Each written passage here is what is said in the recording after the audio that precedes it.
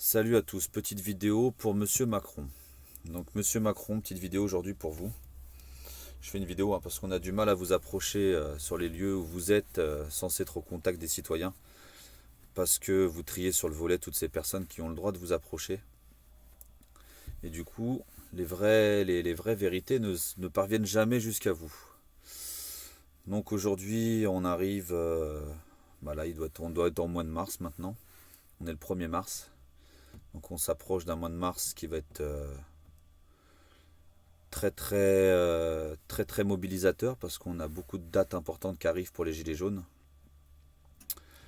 Et votre grand débat qui arrive bientôt à sa fin, que l'on compte fêter le 16 mars sur Paris avec plein de régions de France et peut-être plein d'autres pays. Parce qu'au final, on avait commencé ce mouvement parce que beaucoup de personnes en France n'arrivaient plus à s'en sortir. Les handicapés, les chômeurs, les retraités, les classes laborieuses comme vous les appelez. Plein de personnes. Moi, je suis encore très loin de ne pas arriver à m'en sortir. Donc je le fais plus pour les autres que pour moi-même. Et on est plein dans ce cas-là, dans les gilets jaunes.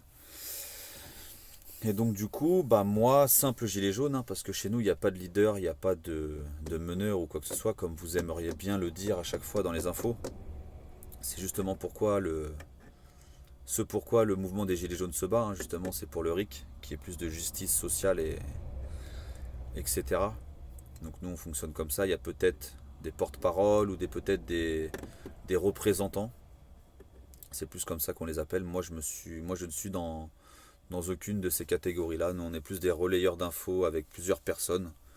Parce que du coup, on a plus de vues sur les réseaux, etc. Après, comme porte-parole, on préfère placer des gens comme Monsieur Boulot, ou Priscilla, ou Laetitia, ou Jérôme, qui ont une très bonne répartie, une très bonne connaissance de tous ces sujets-là. Donc voilà, donc le mouvement avait commencé par rapport à tous ces problèmes-là. Au bout de 3 mois de mouvement, on revient pire qu'au début du mouvement. Donc je comprends pas trop le choix que vous avez fait de tout réaugmenter et pire qu'au début d'un mouvement qui mettait justement le doigt là-dessus. Donc il y a plus de... L'essence coûte plus cher encore qu'au début du mouvement. Les gens ont perdu beaucoup d'APL, ont perdu beaucoup d'aides. Donc je comprends pas trop le but. Donc du coup, les Gilets jaunes ont décidé de répondre avec ce 16 mars, qui s'est pas décidé par moi, mais par l'ensemble des Gilets jaunes. Il y a aussi un 9 mars qui est prévu, en préambule du 16. Mais je pense que le 16 va vraiment être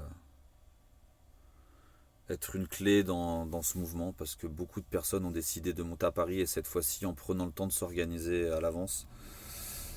Et j'en ai pris connaissance il y a quelques semaines déjà, et c'est vrai que il y a un élan pour cette date-là qui va faire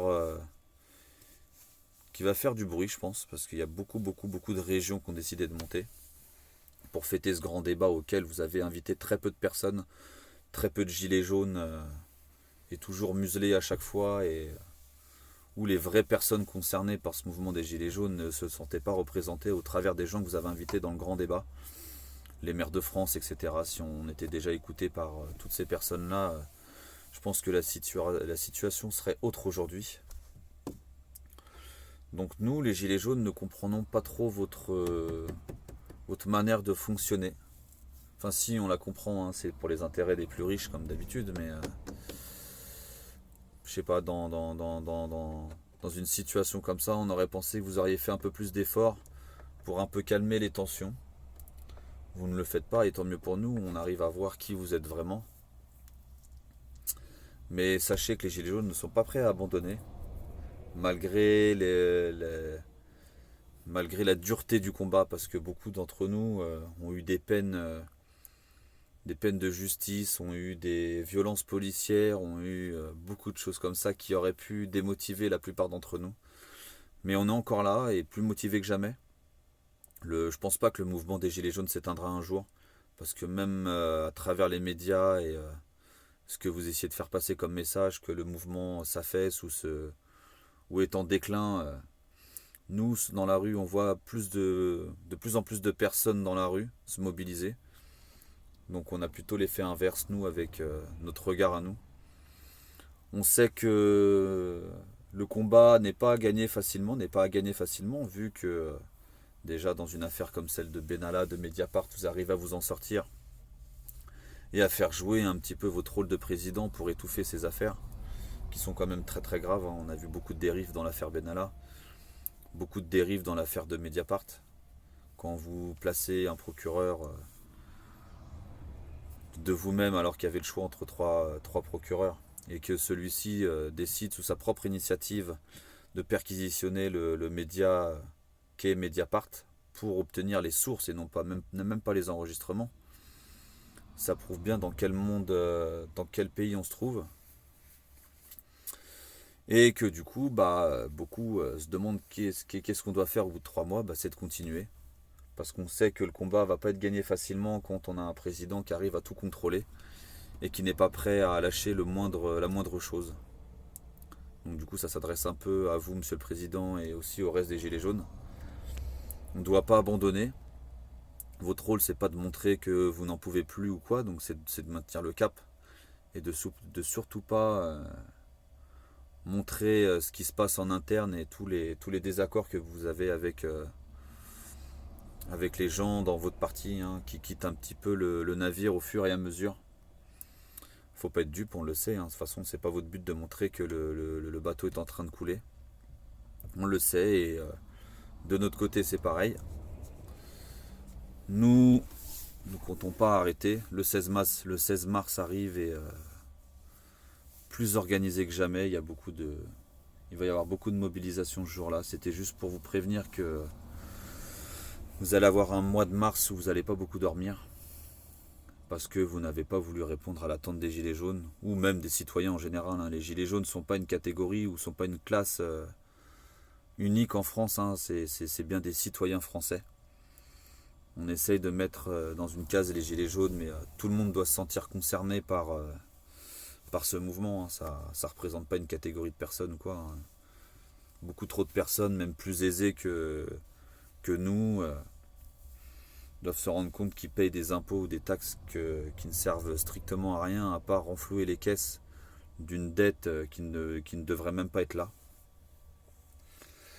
Donc les Gilets jaunes avaient à cœur de vous faire comprendre que le mouvement ne s'éteindra pas, qu'on restera mobilisé jusqu'au bout, et qu'on a un très grand 16 mars qui arrive, plus organisé que jamais, plus motivé que jamais, avec beaucoup de régions, beaucoup de pays qui vont monter sur Paris.